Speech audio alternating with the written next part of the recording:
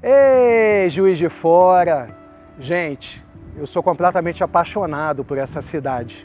E é com todo esse amor no coração que eu vim aqui hoje para apresentar para vocês a segunda temporada do Resgatando Juiz de Fora. E a gente vai falar exatamente sobre os 173 anos dessa cidade que é comemorado no dia 31 de maio. Serão 4 episódios onde nós vamos resgatar a memória de Juiz de Fora. Quem construiu essa cidade? Quem foram os trabalhadores? Quem foram os imigrantes que aqui chegaram? E aqueles que construíram, mas não trabalharam por vontade própria, os escravizados? Uma cidade pioneira em tantas coisas, um povo hospitaleiro que adora jogar uma conversa fora e tomar um cafezinho. Eu sou Isaac Balaciano, repórter da JF TV Câmara, e essa é a segunda temporada do Resgatando Juiz de Fora.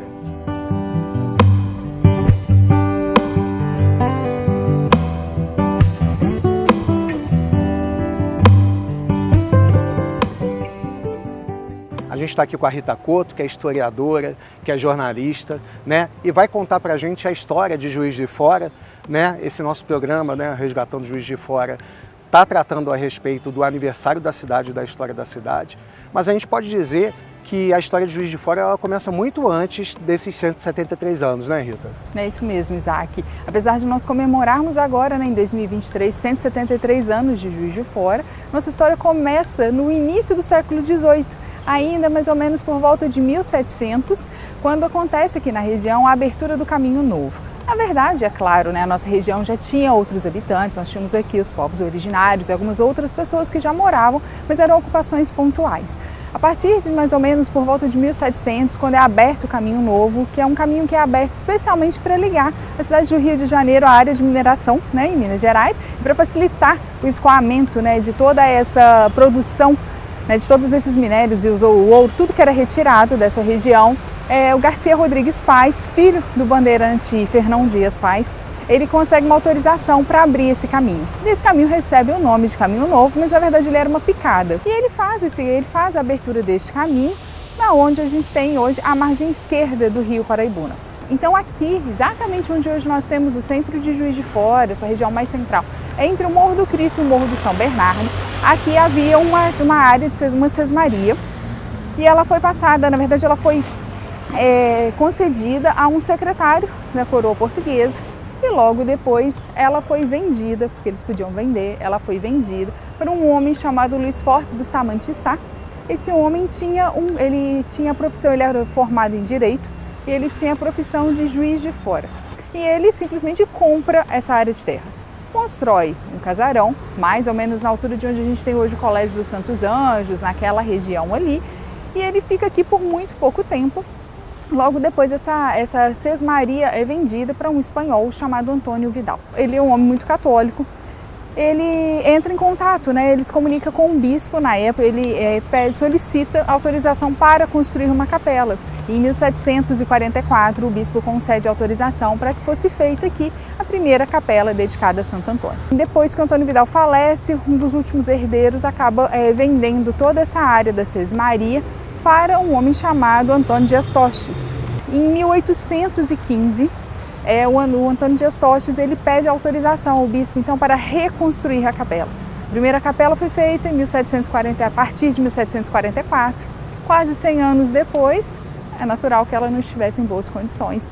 Então, o Antônio Dias Tostes ele pede autorização para reconstruir. E quando ele vai reconstruir, ele pede ainda essa autorização para reconstruir num novo local. E essa capela é reconstruída no local que ficou conhecida, ainda hoje pertence ao imaginário juiz forano, que é a Capela da Boiada, localizada nas imediações do bairro Santo Antônio. Ali começam a se reunir, né, pessoas no entorno, casas são construídas e ali vai florescendo um pequeno povoado também. A gente vai agora exatamente lá, para o outro lado do Rio Paraibuna, lá no bairro Santo Antônio. A conversa é com o professor Antônio Carlos Ferreira. A gente está contando sobre a fundação da cidade de Juiz de Fora aqui nesse episódio, e não tem como a gente falar da fundação da cidade sem falar no Morro da Boiada. E a gente está aqui com o professor Antônio Carlos, que é um estudioso a respeito do assunto, a respeito do local, que vai falar para a gente um pouquinho a respeito de toda essa história. Professor Antônio Carlos, o que é o Morro da Boiada? O Morro da Boiada, ele é uma parte de uma sesmaria desmembrada aqui nessa região, que quem estava na fazenda do Juiz de Fora, lá onde é que aquela área onde é a Rua da Feira, no Sayonara, eles diziam assim, eu vou no Morro da Boiada. Então o Morro da Boiada é uma elevação, na verdade é uma serra, você percebe quando você vai descer aqui para o lado do Retiro. Aqui onde nós estamos aqui, ó, esse é o sítio arqueológico, este é o lugar mais importante. O lado de cá nós temos aqui a parte onde estava o cemitério. Segundo o relato, a estradinha, o caminho novo cortava aqui, e aqui em frente é onde estava a capela e onde a gente achou as fundações da capela em 1980. A gente tem a primeira citação dessa capela, de um viajante que passou por aqui, o Santilé. Depois a gente vai para o Brigadeiro Cunha Matos em 1819, que ele também passa por aqui e diz sobre essa capela. O Astolfo Pinto, que fez um trabalho, ele era do Arquivo Público Mineiro, ele passa aqui nessa região, mas aí já em 1906. Em 1906 ele fala de novo da capela em ruína, mas aí era bem essa daqui mesmo que já estava aqui. Depois o Albino Esteves, em 1915, ele cita isso no álbum do município de Juiz de Fora. O Paulino de Oliveira, em 1950, ele fala dessa capela também. E o Simval Santiago, que era da ronda policial na época, ele veio aqui para dizer que esse sítio arqueológico precisava ser muito cuidado, porque isso provava que era um debate que eles tinham, que o Morro da Boiada era aqui, não o Morro de Santo Antônio, que era lá na Catedral. E até o Dom Pedro I, quando passou por Juiz de Fora, ele esteve aqui no batizado da filha do Tostes, que é a Cândida, que depois foi esposa do Alfred, o batizado da menina. E que tal a gente conversar sobre um personagem da história da cidade?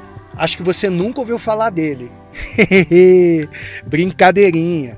Escutamos falar dele todos os dias andando pela cidade. Pouco tempo depois, chega aqui na nossa região, contratado pelo governo da província de Minas Gerais, um engenheiro alemão chamado Henrique Guilherme Fernando Alfred.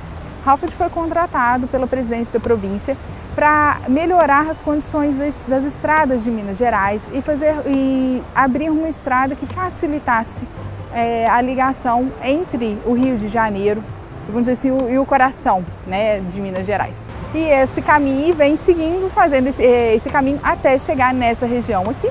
Ei, Rita, a gente está bem aqui na Avenida Rio Branco, a gente pode dizer que a história de urbanização da cidade ela começa com essa avenida, né? Sim, a ocupação de Juiz de Fora, como eu havia dito, né, da região, ela é anterior, mas de fato a urbanização ela começa a acontecer com a abertura da Estrada do Paraibuna, né, que é a estrada aberta por Henrique Alfred, que é a primeira estrada aberta, estrada, não caminho, né, um pequeno caminho, uma picada, aberta na margem direita do Rio Paraibuna. Essa região era extremamente pantanosa, e era uma área que eles naquele momento às vezes nem sabiam o que fazer, né? Não tinha nenhum plano de como utilizar, tamanha umidade da terra e as condições realmente era um pântano, isso daqui. E quando o Henrique Alfred ele abre a estrada do Paraibuna, ele faz essa grande reta que hoje dá origem, né, à nossa Avenida Barão do Rio Branco. Várias pessoas começam a se deslocar não só do pequeno povoado de Santo Antônio da Boiada, né, na região do atual bairro Santo Antônio, mas de outros locais também de Minas Gerais, elas começam a vir para essa região. Eles começam a adquirir terreno, essa área, vamos dizer, ao longo da Rio Branco, ela já foi dividida em pequenos terrenos e as pessoas começam a construir as suas casas. E todo esse movimento, né, urbanístico, ele sempre acontece, né, naquele momento sempre acontecia em torno da igreja, de um templo, né, da Igreja Católica. E não foi diferente com essa ocupação na margem direita do Rio Paraibuna. Então, já em 1844, exatamente 100 anos depois da autorização que o Antônio Vidal pediu para construir a primeira capela dedicada a Santo Antônio, os moradores desse novo povoado que se formavam entravam em contato, solicitavam à presidência da província e também ao bispo de Mariana a autorização para fazer uma capela também dedicada a Santo Antônio. Então, essa capela, ela ficava exatamente onde hoje nós temos a Catedral Metropolitana de Juiz de Fora. Claro que não é o mesmo edifício, né? Ele foi ampliado, foi reformado, mas já em 1844, essa terceira capela dedicada a Santo Antônio estava sendo construída. Então, por relatos de história oral, nós temos informações de que a imagem de Santo Antônio que hoje ocupa o altar-mor da nossa catedral ela é a imagem da capela original de Santo Antônio, a princípio construída pelo Antônio Vidal. Então uma imagem foi trazida pela população para cá, inclusive a história de uma lenda, que essa imagem não queria ficar aqui e ela retornava, na verdade, para a Capela da Boiada, né? Porque nesse momento a capela construída pelo Vidal já não existia mais, ela já tinha ruído. Esses vamos dizer assim, é uma lenda, né, urbana, mas não deixa de demonstrar, né, um pouco do carinho da população, né, em relação ao seu santo padroeiro também e ao desejo, né, da população de ter, vamos dizer assim, o seu padroeiro sempre próximo, né. A lenda do Morro da Boiada está para Juiz de Fora, assim como a loba romana está para aquele lugar. É uma saga de fundação. Guardada, bem escondida, após leitura detida, a senha é compreendida. Depõe sobre a resistência e o ocultamento da história. Nos fala de um povo miúdo, havido no topo daquela serra. Respeito a um cemitério e saudades de uma capela, em torno do Santo Fujão. Antônio, seu padroeiro, voltou para aquele terreiro sem da elite escravocrata receber a permissão. Foi punido. Ficou prisioneiro na igreja do senhor capelão. E a boiada ficou desprezada, foi jogada pela contramão. Soterrou-se história e memória e a lembrança daquele torrão. Há quem diga que houve vingança no episódio ocorrido de então. Dizem até que foi luta de classe. E no assunto se fala mais não. Salve o Lindolfo Gomes, salve o Caboclo Velho, salve o China Seco e viva o Chico Pinicão. Na semana que vem, nós vamos falar sobre o desenvolvimento de Juiz de Fora, o surgimento da Academia de Comércio, a primeira hidrelétrica da América do Sul. Esse e outros assuntos no segundo episódio de Resgatando Juiz de Fora. Até lá!